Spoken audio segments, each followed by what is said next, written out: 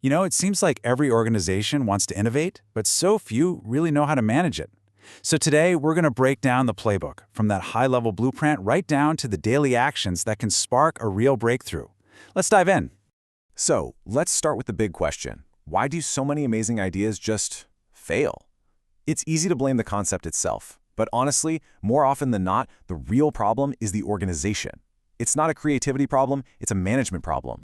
And that's where leadership comes in. We really need to think of leaders less as managers and more like architects. Their job is to consciously design an environment where innovation can actually grow.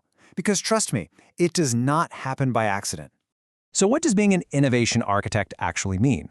Well, it really boils down to two critical jobs. First, you have to enable innovation. Create the space, give support, and point everyone in the right direction. And second, you have to make sure it actually happens by clearing all the obstacles out of the way.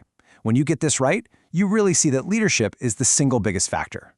Okay, this is a really important distinction. You need two different leadership styles to pull this off. On one hand, you've got the transactional leader. They're all about structure, agreements, plans, control, making sure quality is top-notch. On the other hand, you have the transformational leader, who's all about inspiration, the big vision, motivation, and having the courage to make a change. You absolutely need both.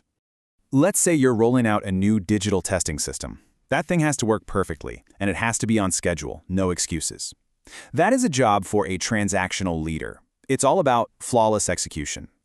But what if you need to get that same group of people to truly buy into the why behind a massive shift to personalized learning?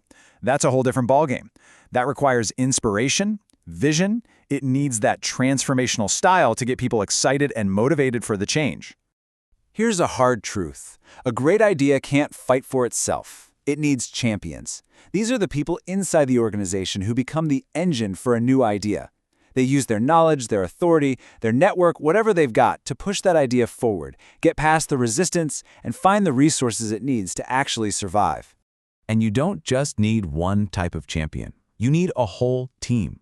You need the power champion who can actually approve the budget, the expert champion who knows the tech inside and out, the process champion, and this one is crucial, who knows how to get things done in a complex organization, and of course, the relationship champion who connects all the right people. A great idea needs this whole crew to make it. Okay, so let's move on to the architect's blueprint itself. To build that solid foundation for innovation, leaders have to have really clear answers to 4 core questions. First up, the big one, the why. Why are we even doing this? And where exactly are we trying to go? This isn't just a fluffy mission statement. This is the North Star for your entire team. Without it, everybody's just running in different directions.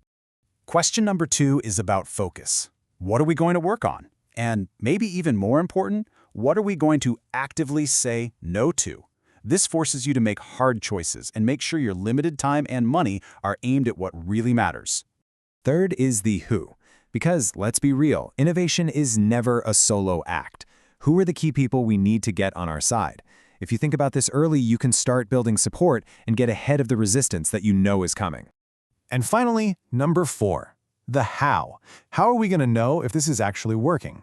Now, this isn't about micromanagement. It's about setting up smart ways to get feedback so the project stays on track, learns from the real world, and actually delivers results. Okay, so we've got the blueprint. The big strategic questions are answered, but that's the high-level stuff, right? How do you actually bring that to life? How do you stimulate innovation in the day-to-day grind?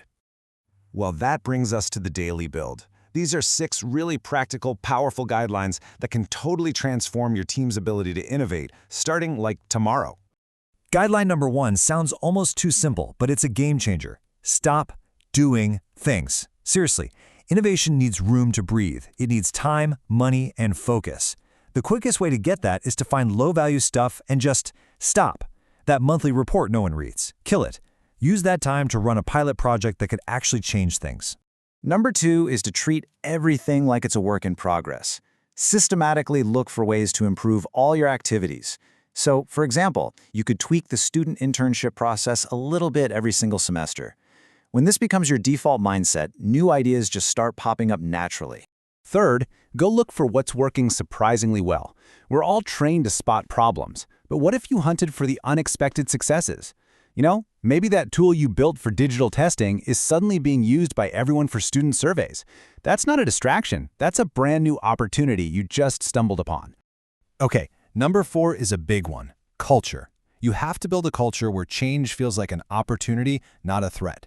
And a really tangible way to do this? Celebrate a team for what they learned from a failed project, instead of punishing them because it didn't work out. That sends a powerful message. Guideline number 5 is to start small and stay flexible. These huge Big Bang project launches are just way too risky. A much smarter way is to use small pilots and prototypes to learn. Don't try to overhaul the entire curriculum in one go. Just launch one redesigned module, get feedback, learn, and adapt. It's faster, it's cheaper, and it's way safer. And finally, number 6, just get people talking. Innovation absolutely thrives when ideas and knowledge flow freely. And yeah, formal meetings are fine, but the real magic often happens in the informal networks. Simple things like setting up a cross-departmental coffee corner can spark the exact conversation you need to solve a huge problem. So, to bring this all home, managing innovation really comes down to 3 key things. First, you set the direction and define the roles. That's your foundation. Second, you steer the daily behaviors and routines with these practical guidelines. That's the build. And third, you constantly measure, learn, and adapt. That's you checking back with your blueprint. All right, so there you have it. We've covered the framework, but the real change happens with action. So I'll leave you with a simple challenge. Looking back at those 6 practical guidelines, which one can you pick to start applying tomorrow?